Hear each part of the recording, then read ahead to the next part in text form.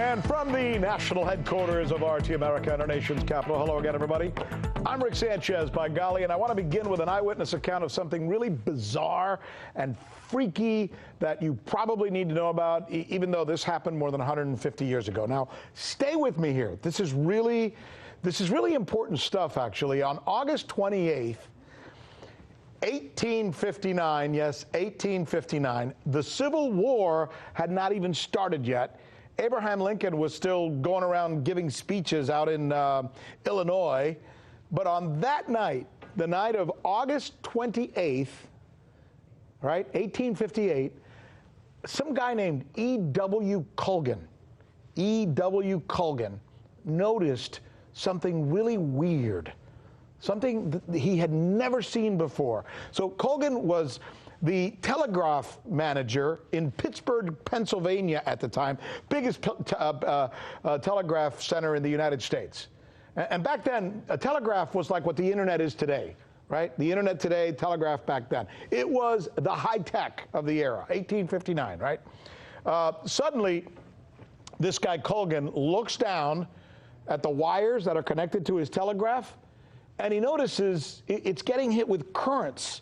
And these currents are so strong that it actually melts the wires, right? Suddenly, quote, streams of fire burst through the circuits. Colgan wasn't the only one, by the way. Operators all over the country reported the very same thing was happening to them at the very same time. Some were actually being shocked by the sudden power surge. I don't mean like shocked. I mean shocked, like electrical charges going through them, electrically shocked. So what happened, right? What happened in 1859 that caused this freaky stuff where wires suddenly started melting on telegraph machines, right?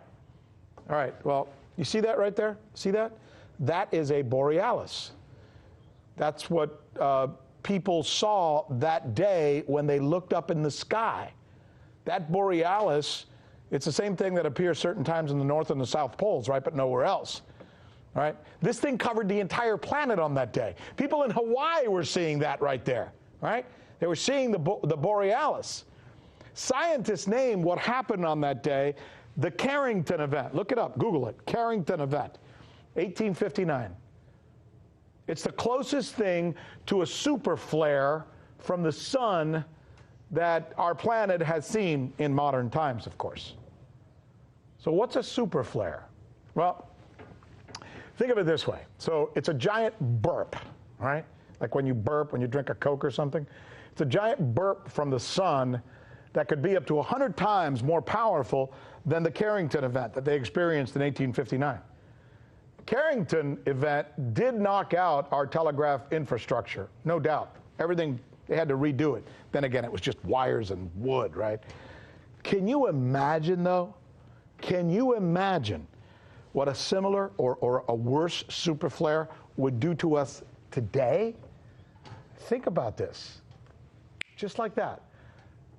Scientists say it would knock our entire tech infrastructure, computers, phones, microchips, appliances, monitors, satellites, you name it, all, boom, gone, fried, seriously. Everything we depend on to create and to communicate. So why are we talking about this, right? Because a team of scientists led by one of the top researchers in this field, a guy named Yuta Notsu, N-O-T-S-U. They are now releasing what they have found using this super advanced telescope. It's called the Kepler Space Telescope, which you may have heard of if you follow this kind of stuff. And they're telling the American Astronomical Society in St. Louis yesterday afternoon, where they gave this giant policy speech and they delivered this, that within the next 100 years, we are going to get hit with a super flare. Within the next 100 years. Could be 5 years from now. Could be 20 years from now. Who knows, right? A super flare that could actually wipe out our technology, just like it did in 1859, except this case would be much worse, right? It makes just about every other story that we could possibly choose to cover today.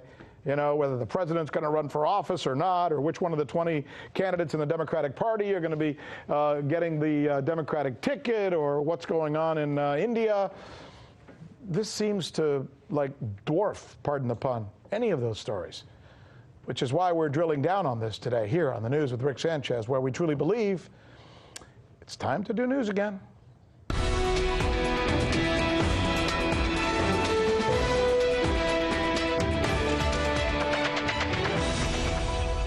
The questions that we think you ought to be asking tomorrow after watching our newscast tonight. What's a super flare? And why are scientists suggesting that one could be imminent? Also, is U.S. aggression toward Iran making any future coalition that we might need more or less likely? We're going to debate this. And what will the Trump administration's new economic attack on India mean to us here as Americans? All right, here we go. We're going to begin with potential super flare hitting the Earth. Think of it this way.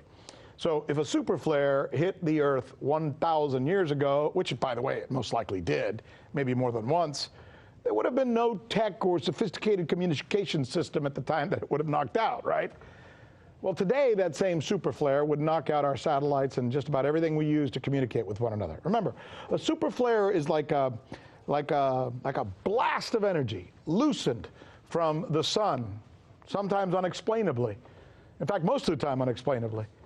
It's a giant blast of radiation, if you will, much more than our high-tech world or technology could actually probably handle.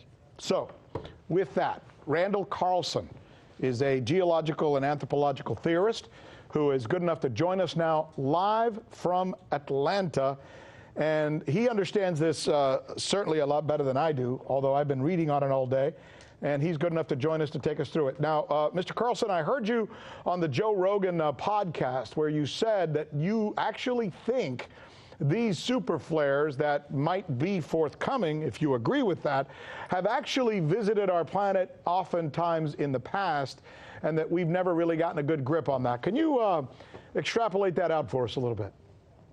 Sure. Well, you just elaborated on the Carrington event of 1859, and that was, of course, the most recent one that, was of that particular scale, although there have been quite a few others. For example, radionuclides are showing up in ice cores, showing that there have been equivalent events multiple times in history. One huge event that was dated to 660 BC, another one that was dated to 775 AD. Then there was the coronal mass ejection of July 23rd, 2012, which was probably even more powerful than the Carrington event of 1859. But luckily, it was directed into space so that it missed Earth. If it had hit the Earth, we would probably still be recovering from that event.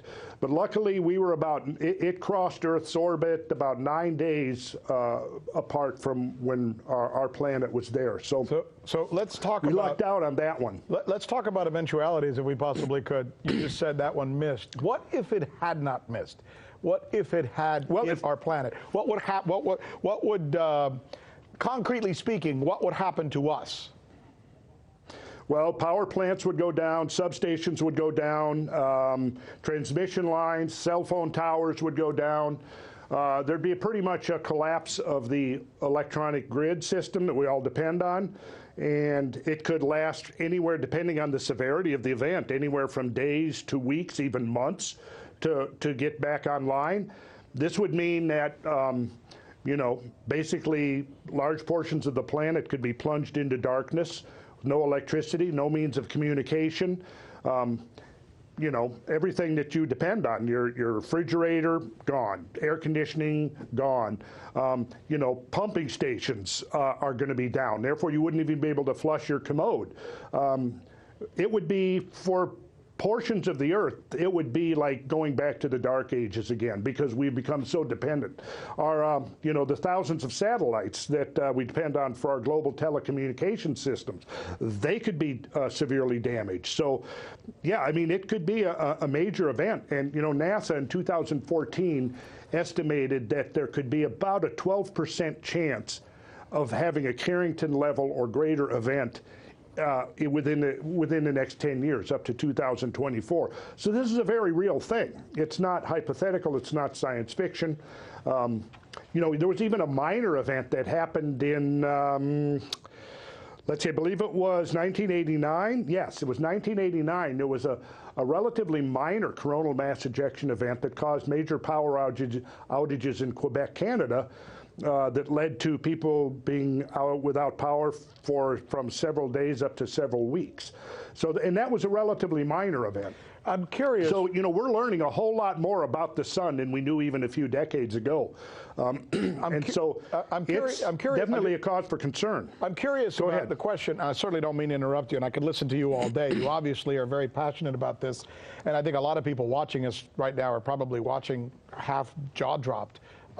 Because we can only imagine what it would be like for all of us.